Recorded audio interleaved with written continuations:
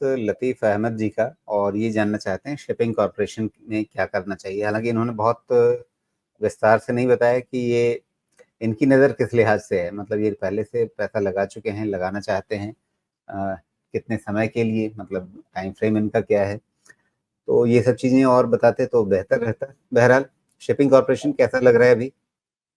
Shipping corporation में जो rounding bottom है वो ज़्यादा कॉन्क्रीट है।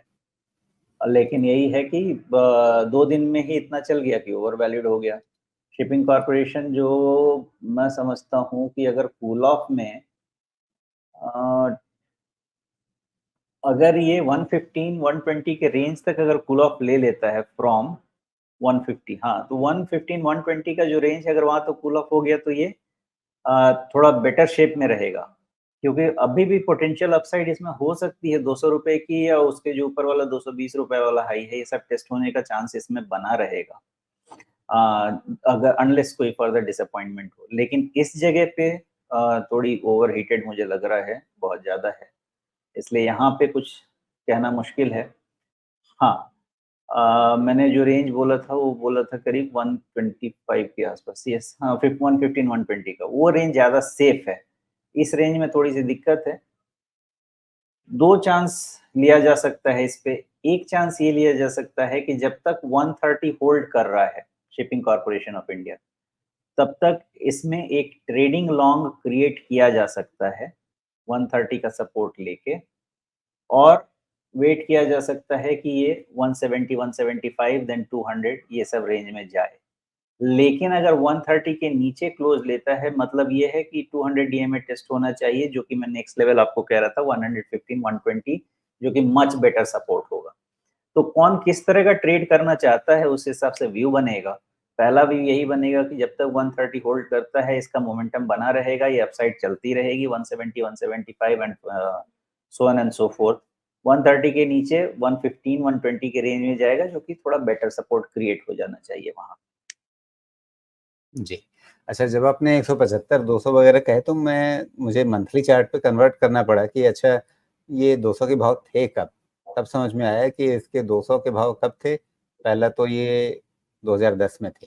हाँ, सही सुन रहे हैं, 13 साल पहले।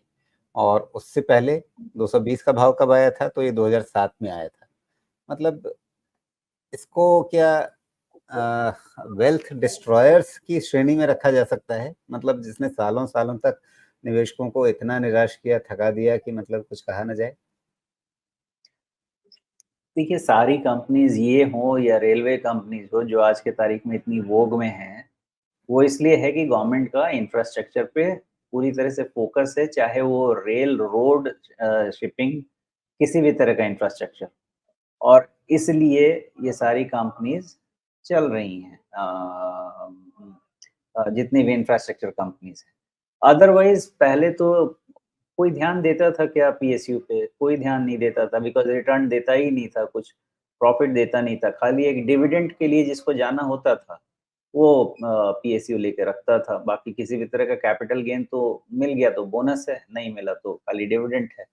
लेकिन जब से इंफ्रास्ट्रक्चर पे फोकस हुआ है गवर्नमेंट का, तब से सारी कंपनी चल रही है, तो उसमें ये भी चल रहा है। और ऐसा नहीं है कि अ, इस पैसा प्रॉफिट नहीं बढ़ रहा है, प्रॉफिट बढ़ रहा है शिपिंग कॉर्पोरेशन ऑफ इंडिया का, वो ठीक है, और इसीलिए इनको वैल्यूएशन भी मिल रहा है। और देखिए, ऐसा नहीं है कि रेलवे स्टॉक जैसा या डिफेंस स्टॉक जैसा, ऐसा नहीं है कि वैल्यूएशन री रेटिंग हो गया है। इनका वैल्यूएशन अभी भी नॉर्मल रेंज में है, सब नॉर्मल नहीं है लेकिन नॉर्मल रेंज में है शिपिंग कॉर्पोरेशन ऑफ इंडिया का। तो बहुत रिस्क भी नहीं रहेगा जब तक इस तरह से प्रॉफिट ये डिलीवर करते रहेंगे। और मे बी जितना इन्होंने वेल्थ डिस्ट्रॉय किया है, एटलीस्ट उतना वेल्थ रिकवर करके दे दे, बाकी उसके बाद देखेंगे। जी।